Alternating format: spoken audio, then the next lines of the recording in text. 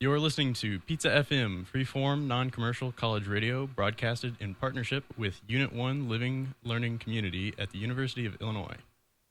The views expressed by individuals on Pizza FM are not necessarily the views of Unit 1 or Pizza FM as a whole.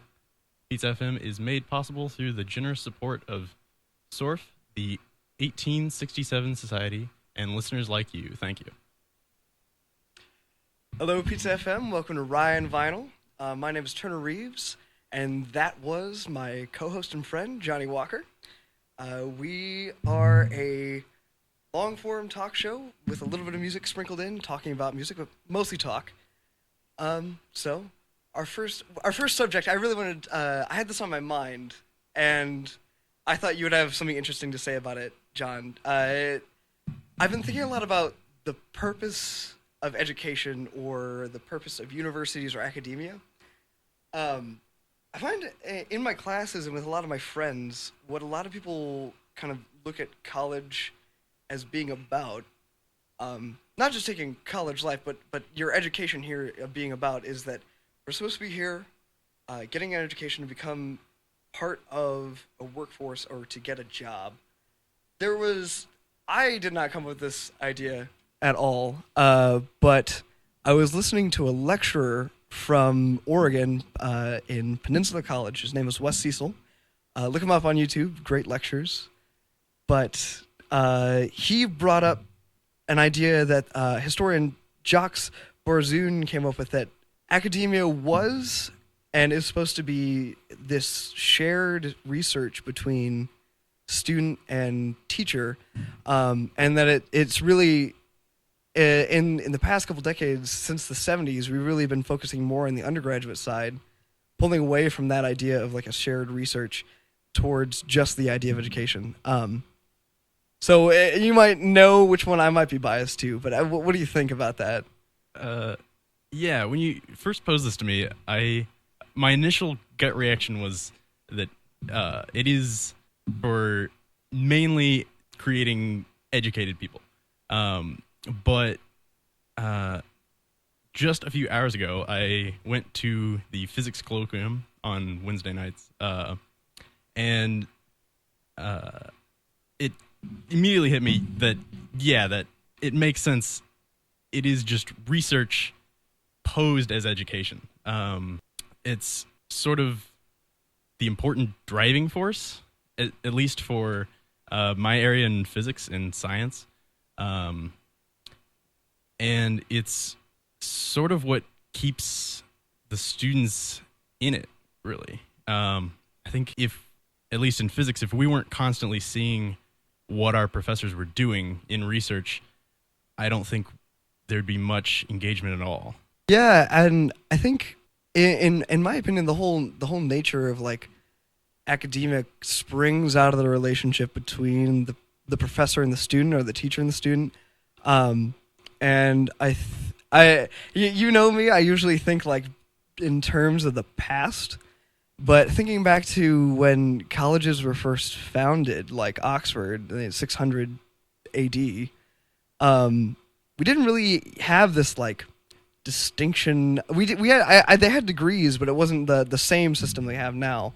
Yeah. And I think focusing on undergraduates really as this economic element, which might be the root of a lot of things that we complain about. So I'm thinking of the fact, like, we don't have enough money for the schools, so I think it's kind of like a cycle where it's like, we don't have enough money to facilitate focusing just on the undergraduate life or education. So let's take on more undergraduates, so we can have more money, and then stress the school even more. This is sounding really negative towards undergraduates. That's not what I'm going for, because I'm an undergraduate myself. But yeah, any thoughts on that? Yeah, I think on the monetary value, I think that's kind of where the split has occurred, where humanities is so much different from science now in secondary education. that the research pulls in money, and it's a gauge of how successful the university is, and that's what's going to get them funded. So I think that is where a difference sort of manifests from the physics and science people. We're looking at producing results, and like you can go into research very early on, whereas it's not really seen, or at least it's much harder to get into from what I've seen of humanities. I think that goes hand in hand with why money's just being drawn out of the humanities. Like, as we heard last year in philosophy class with Professor Jonathan. Oh yeah, Jonathan Livengood. Yeah. Had some lively discussions on the money allocation for philosophy.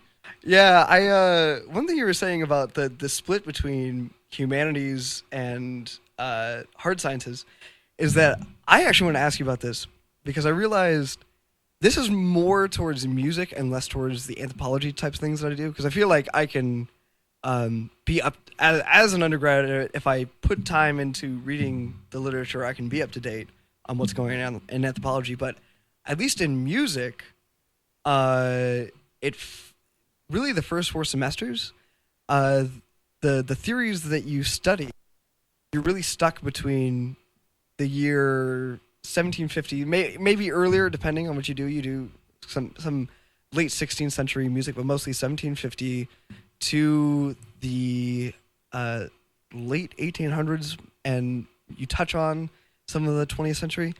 And then I was talking with my friend who's a mechanical engineer, or no. I think I was talking to my friend who was a mechanical engineer and my roommate who was a CS major. And I was asking them, like, yeah, it just seems like as undergraduates, we don't really push research forward at all, because there's a certain practical ceiling that you hit where you can only teach a certain level of theoretical knowledge. And I feel like, at least in the case of music, we're very stuck to that span of like just a couple of centuries. So is that true in physics? I would say absolutely not. Yeah. That's something that's been surprising to me, is how easily you can get into research. And even like this summer, I took a physics lab course, and one of my friends was working on a experiment that's part of our course, and something was off, or something with their experiment, and we saw the TA over there the whole time, and then we broke for our tea break, and they're like, guys, I think we might be in a paper. They had some new idea that they came up with while they were doing the experiment, and they thought they could make an entirely new experiment out of it to publish. So just from being in class, they were part of that. So do you think that's unique to physics, or do you think that is something that's shared with a number of kind of hard sciences disciplines? Hard for me to say, really, because there definitely is a difference to physics from other engineering majors. And I obviously haven't taken the upper level classes for other engineering courses, but I could see there being a difference in physics for that. There seems to be a little more energy, sort of, in physiks. Like you kind of feel like you're, I don't know, that some ideas that you have can be valid. I remember you used to say, like, we were having some conversation, but I can't remember exactly what you said. But I remember I said, like, I'm a musicologist if I do musicology research. And were you saying that you are a physicist when you do physics research? Okay, any physics. Yeah, any physics. That's actually a common sentiment that they bring up in class a lot, that you are doing this work day in and day out, and you start to think in that way, and that means you you really are what you do then. You can't disregard the little guy in your field just because he's not out there forging a new trail. If he's working through the material and he's putting in the effort and has the mindset of somebody who does that work, there's really no difference. Sorry. Okay. Sorry, we're having a little bit of technical difficulties over on our side. Okay. But I wanted to pick up. If you can remember where you were at. I can't remember where I was at. I remember you were saying that so you're a physicist when you do put the work in and you do physics, whether or not you're writing research papers. And I was just gonna bounce off of that and say the reason I like this idea so much of thinking about universities as a place of shared research, and I think Barzoon touches on this, is that for me it helps me do my work. It's like I'm more personally fulfilled if I think about it that way, and I'm also have the incentive to think of new ideas and take risks, and it also just reminds me that like I'm here at the university. Personally, my goal someday is to become a professor in ethnomusicology, but quite far off. But it just reminds me that like I'm doing something really fun with my life by actually being here at college. Like this is much better than anything else I could really be doing. I couldn't think of anything like else that I would want to do. So yeah. So that's why I like the idea, and that's why I wanted to like share it with people and see what people thought of that. Because it just feels like a lot of the prevailing mode or the way that people go through their time here at the U of I is just like go to class, many times just calculate what assignments do I have to do and what assignments can I drop so I can still get a passing grade or an A or whatever you're looking for. And I think it's just you can think of it as just like, oh, if I think that way, then the only person I can hurt is myself. But I think when you think that way, really what you're doing is, and this is going to sound super idealist to me, but what you're doing is like hurting the academic system, or you're hurting, and through that, you're like really hurting, I don't know, Western culture, Western society. All right, do you think those ideas are too grandiose? I don't think that would really float your boat. I think you're definitely hitting something there, and the benefit of thinking that way. That's definitely something I've found where motivation is such a large part of being able to learn. And the professors which have made you feel like you're really doing something are typically the most successful. For comparison, we have two professors. One teaches classical mechanics. The other teaches quantum.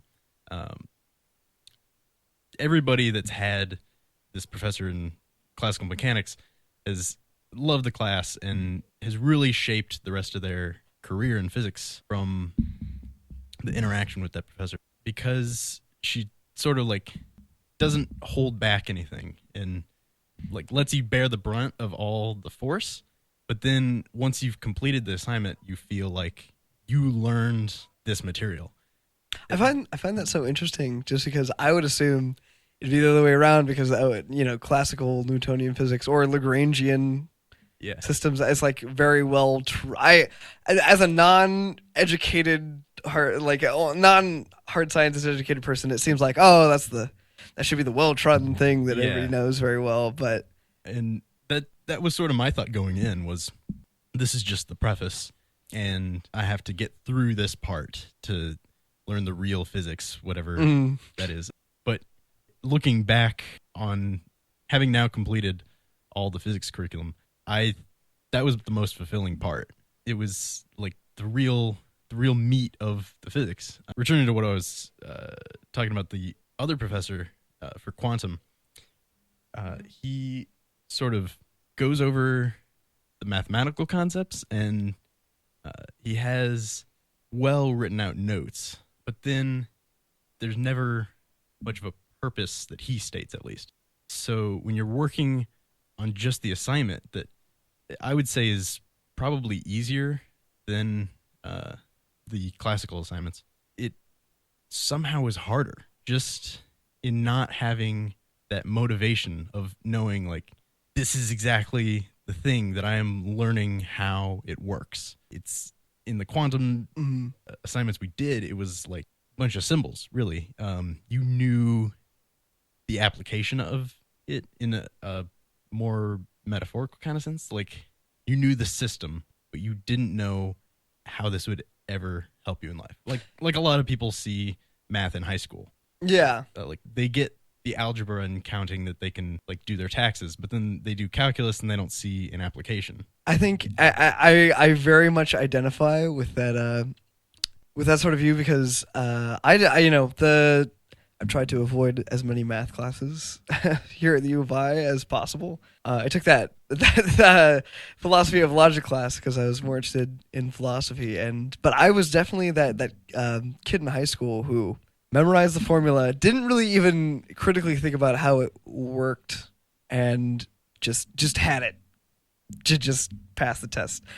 And I think that's the reason I'm so convinced on this idea, I think, is because I look back to that time and I'm just like, wow, that was just like a really bad way to be a student. Whereas now I think under the shared research model, it's like I don't even have to think about trying very hard to be a good student if I'm excited about it. Definitely. Yeah. Well, shall we move on to our bicycles? We'll have a quick interlude. Oh, yeah.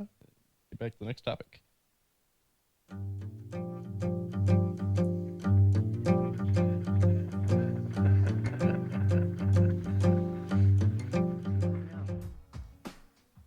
Welcome back. Pizza FM, this is Ryan Vinyl with your host, Johnny Walker, and his handsome co-host, me, Turner Reeves. So, you came up with the topic. Yes. This is from what has been a lot of source of my thinking while walking around. My transitional justice class. The perks of getting done with your curriculum early. You get to take whatever. So what is transitional justice? I'm not.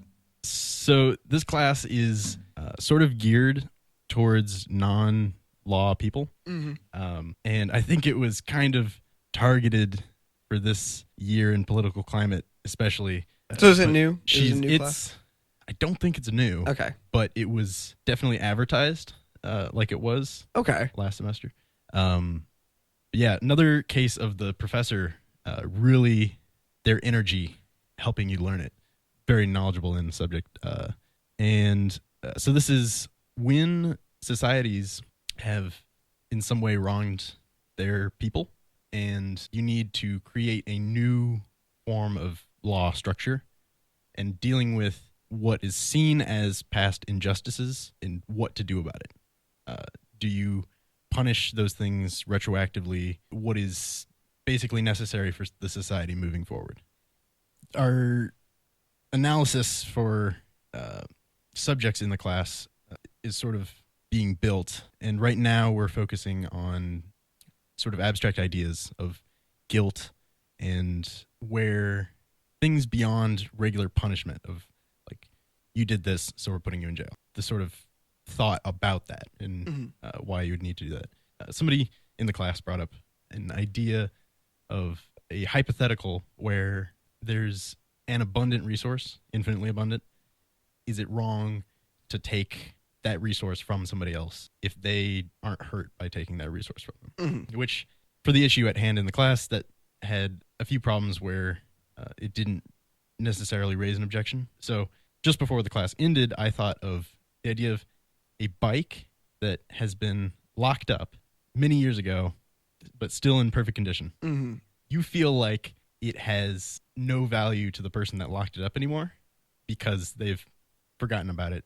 Wouldn't directly affect them to take the bike because they wouldn't know that it's gone. It's already been gone from them. Is there some moral dilemma or negative to society as a whole to take that bike? So when you first texted me about this, two real life examples came up in my mind about these types of bikes. The first was over at my friend's apartment. He's had his bike locked up right outside his door since since the beginning of last semester. But the thing is, it was about 2 days into last semester, and somebody stole his wheels. Or maybe his wheels were already stolen. I'm not sure, but the thing has been leaving rust marks on the ground. And when you first brought that up, I was like, oh yeah, it's not a perfect because it doesn't fit your perfect condition. But oh my god, I would love somebody to take that bike away because the handlebars stick out right in front of the door, and it's just like this eyesore. And I come over all the time, and I think it'd be extra ethical if you took it away. You're imposing some bonus to society of somebody stealing it. Yeah, to get this thing out of there. But now that you bring up the pristine condition bike, that reminds me of. So I live in town, as you did, and you still do, I guess. Over in Urbana. In Urbana now. But I remember I left my bike from first semester freshman year over the winter break to the beginning of that second semester by the transportation building, but I'd totally forgotten where it was. And then I came back and it was there, and I was like, I was super happy. So I guess I would pose to you, like, in the theoretical, would the person just absolutely never remember, or are we going to factor in the possibility of them remembering? Because I would think if I never found that bike again, I would have been pretty bummed. Yeah, I guess for this to fit the objection that was needed in our class, it would have to be that the person never cared about their bike anymore. The point is to highlight if the moral dilemma comes just from the side of the perpetrator, that you don't have to have a victim for there to be a crime. Yeah. So in this case, there was the response, which I actually have with me, a 44-page paper. Oh, really? Is this No, this this is a professional response to it that I was. Oh my! I was reading in the parts where I got bored in my colloquium lecture, but you got some highlights. They directly respond to this idea, and so they take it into the more visceral sort of sense, where they say it's the idea that it's wrong to take the bike because everybody else wanted to take the bike in a theoretical sense. So that the wrong comes about from you breaking this standard that everybody else is upholding, and that it's wronging society, and that you got some benefit that everybody else restrained themselves from. Interesting. Something I think of that brings to mind to me similarly is, or I feel like you could fit it into the same communication as a different thought experiment, is like cannibalism.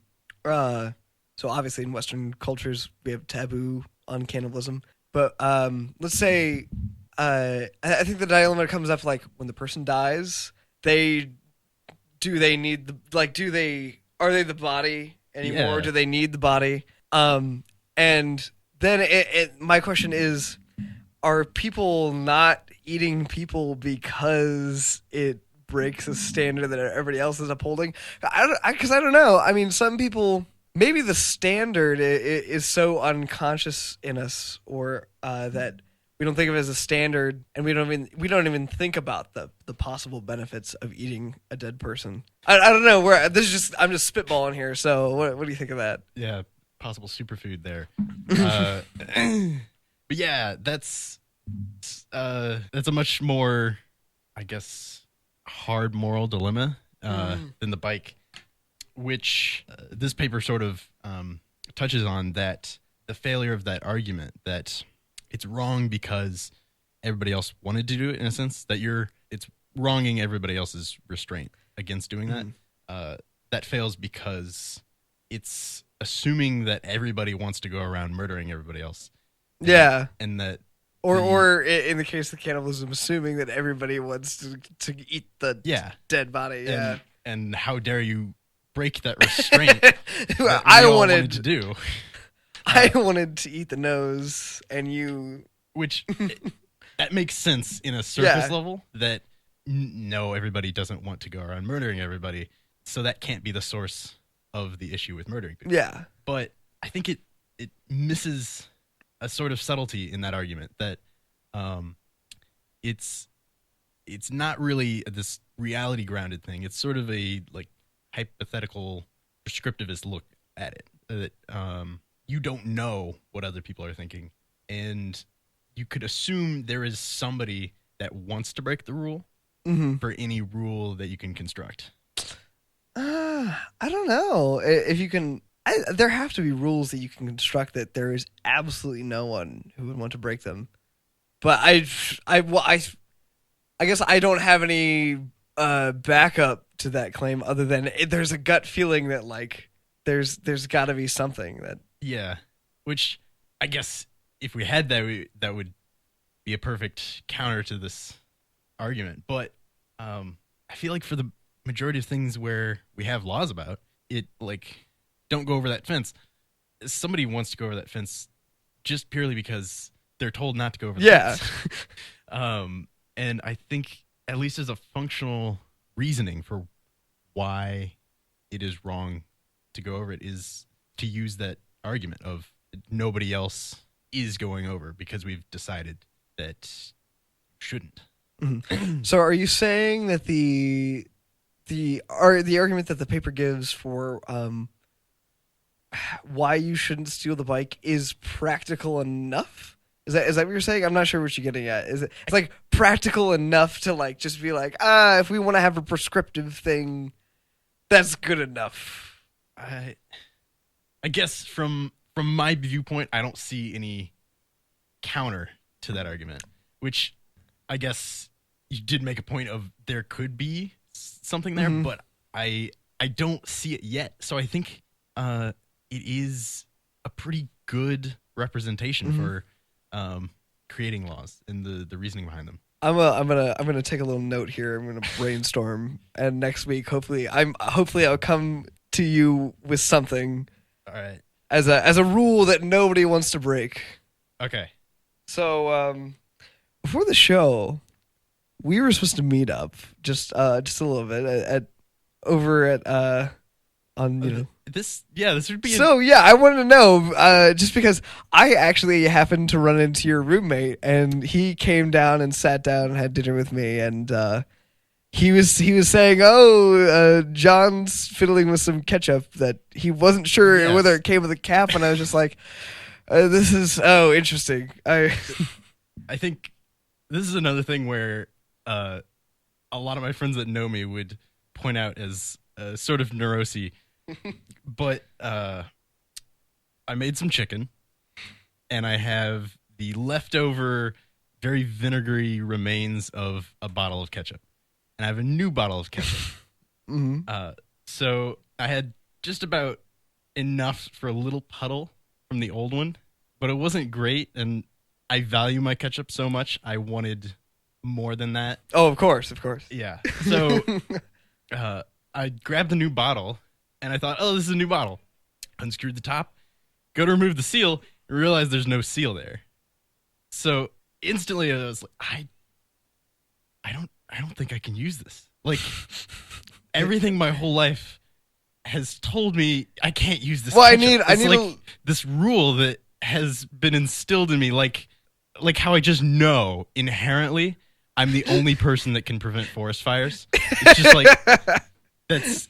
it's been told to me so many times. I know I can't do this ketchup business now. But question. So what's just to get this straight, I just need to know the context of the ketchup.